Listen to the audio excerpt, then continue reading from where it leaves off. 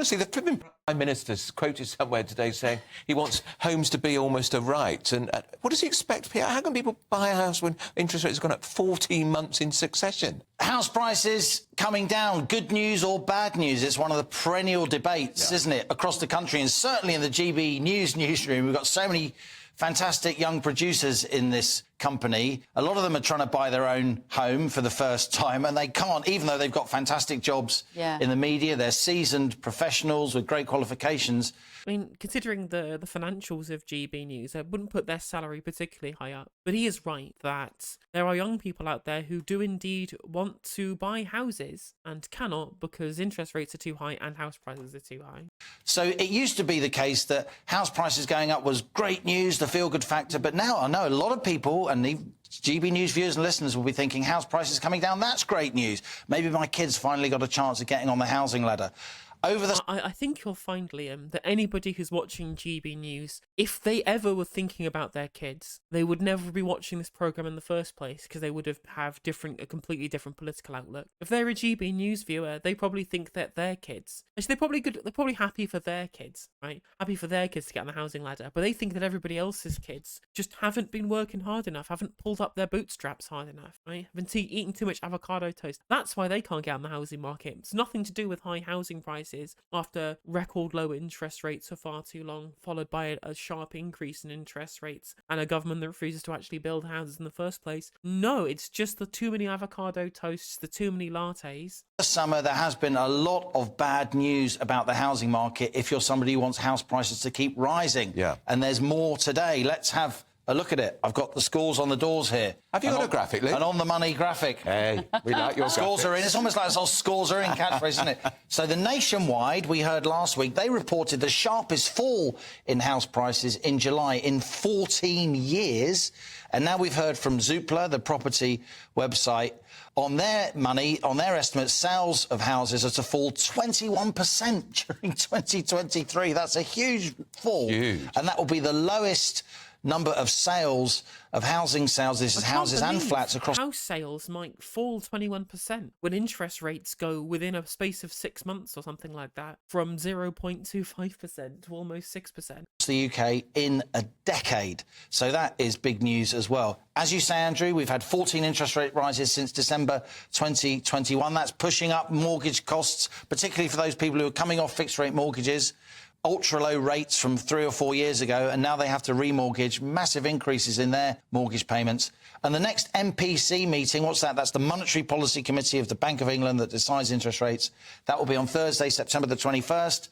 And despite my advice, Bev and Andrew, I think we're going to see another rate rise. But we might see another big fall in inflation. Even the GB News econ guy, right? I've had some, disagreements and agreements with Liam Halligan. He's certainly one of the less objectionable characters on GB News. But even he is saying that it's silly that the Monetary Policy Committee are continuing to decide to raise interest rates. Now, you all know my position on this, which is that in a time of cost-push inflation, there is no need to dampen demand because the spike in prices will then go out of the inflation statistics once we are 12 months on from the initial rise in prices due to increase in grain costs, increase in energy costs, due to coronavirus and the war in Ukraine. So trying to dampen demand when the entire economy just needs to get used to the price shock rather than try and essentially instigate a recession or instigate an increase in unemployment as a way of trying to control inflation when demand isn't already too high. We've seen, like from the Sasha Yanshin video that we watched, that people have had taken out huge amounts from their savings, the biggest removal from savings accounts in decades in this country. And people would not be compromising their savings accounts to pay for everyday expenditure if we had heightened demand in this country. This is a reaction to higher prices, not excess demand driving the higher prices. We're not chasing the demand here. This isn't a hot economy. If it was a hot economy, we would have literally had any growth in the last 13 years. Seen that food prices are coming down at last. We might see another fall in inflation, but I don't personally think those 9 economists on the Bank of England's MPC, including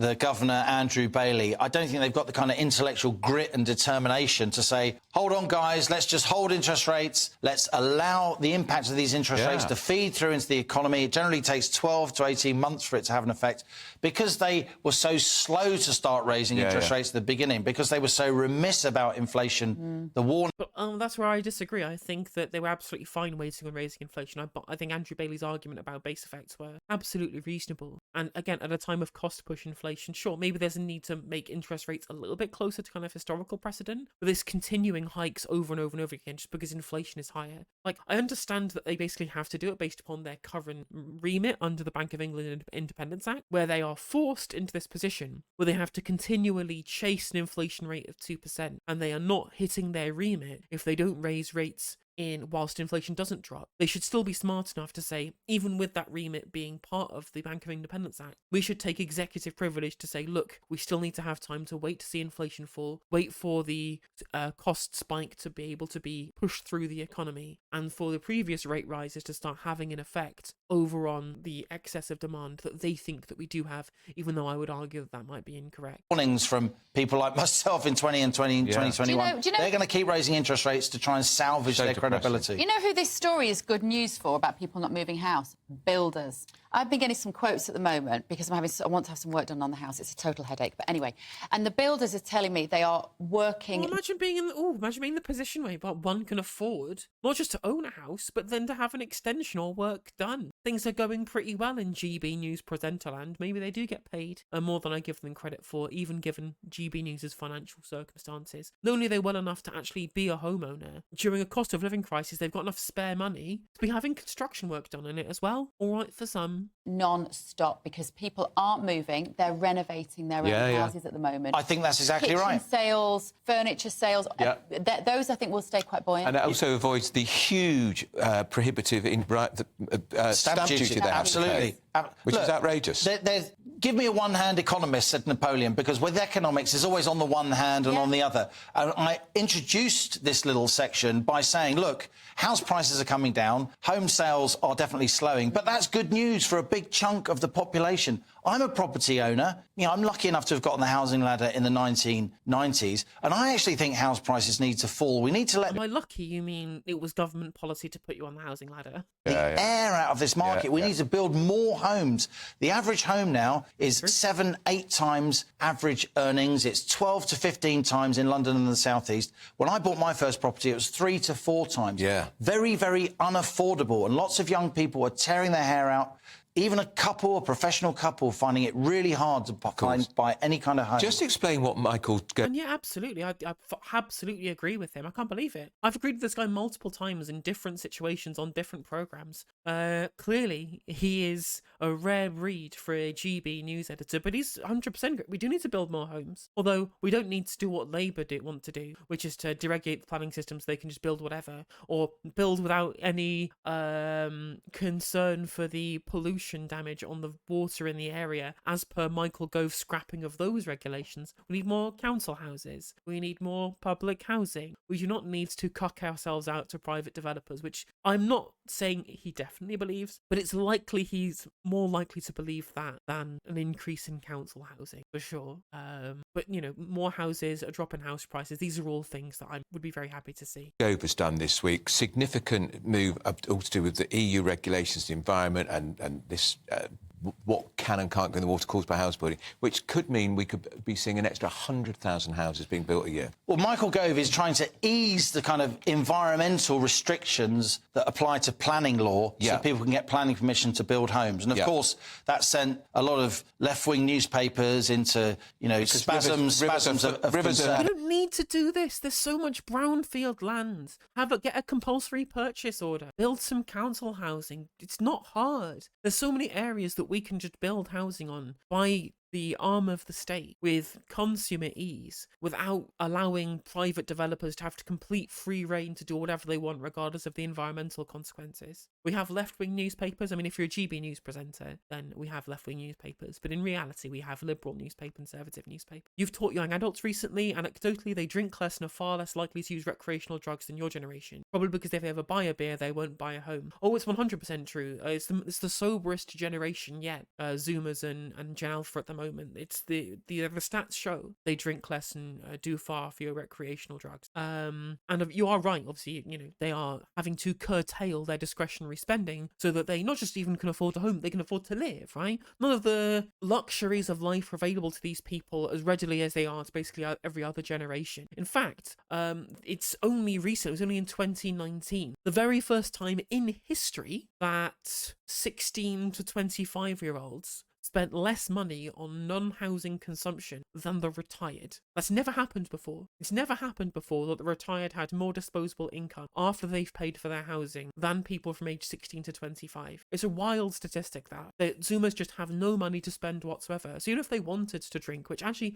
I think there's a cultural reason as well as a financial reason to this too, they couldn't even afford to. And hence why they're all turning into based communists like myself. You're 30 and you don't drink. I'm 32 and I don't drink. They're not environmental restrictions, they're environmental protections. Very, very true. Also, they're environmental protection. And again, they are necessary ones. And there are plenty of ways that we can alleviate the lack of house building in this country without tearing away all of our regulations that are done to protect our pretty fragile natural environment. Having all this stuff dumped in them by water companies, that's what and I people worry think there is something in that. But Gove is trying to ease those planning restrictions in order to get more homes built.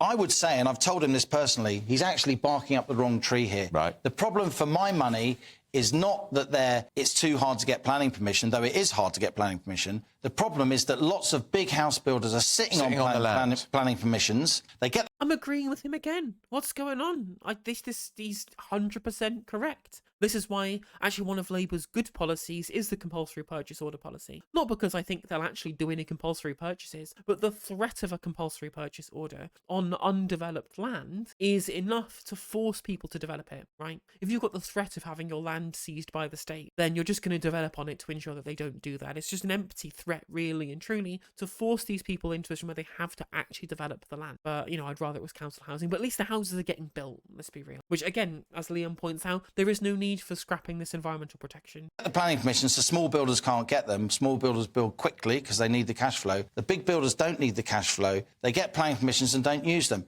Andrew, there are over 1 million planning permissions outstanding that aren't being used. And they're sitting on it. 40% of planning permissions given in London and the South East never get built. Why? Because they want the price of the value of the land because to they want to restrict the number of homes. They would deny it. They want to restrict the number of homes. I've dubbed it contrived scarcity in order to keep... I can't believe it's a capitalist economist saying, well, actually, corporate power has led to this artificial scarcity. It's true. It's literally artificial scarcity going on. And the reason why is because during all of these years of constrained supply where every single venture capitalist knew the government is forced to ensure the house prices increase ad infinitum to ensure that the homeowning class that controls our political machinations saw returns on their investments, that saw increasing housing equity, because that's what the basis of all of our mortgage markets are on, is continually increasing housing equity so that you don't go into negative equity. Venture capitalists have been speculating on housing, increasing the price of buying with cash, whilst mortgages become more difficult to get on. If you've got cash, who cares what mortgage rates look like, because you can buy the house straight away without having to worry about what the base rate looks like. And if house prices start to fall by an increase in housing supply, for example, suddenly their speculative asset starts dropping in price, and they can't then sit on that asset forever because they'll keep losing money. So if they start dumping stock, everybody else starts dumping stock as well. It's literally what happened during the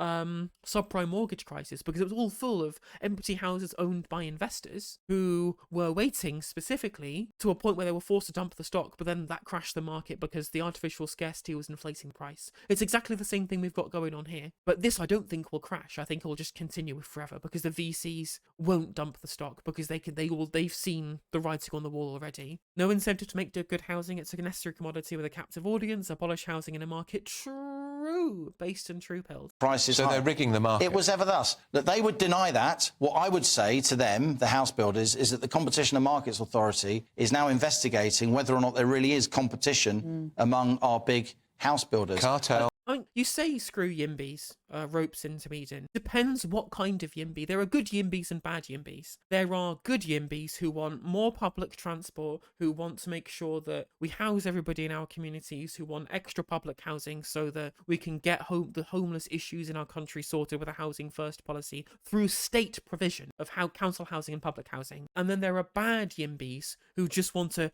gut all of our planning regulations and allow us to turn our lovely green fields and countryside into Coruscant and pave over everything so that private developers can make lots of money. Now, happy with good yimbies, not happy with bad yimbies. And they're not. They would deny that. That would be they're all illegal. the flipping same, aren't they? They would deny. Oil companies. They would deny that. But the CMA is investigating. It's a point of fact. Both our house building industry and our supermarkets as we speak.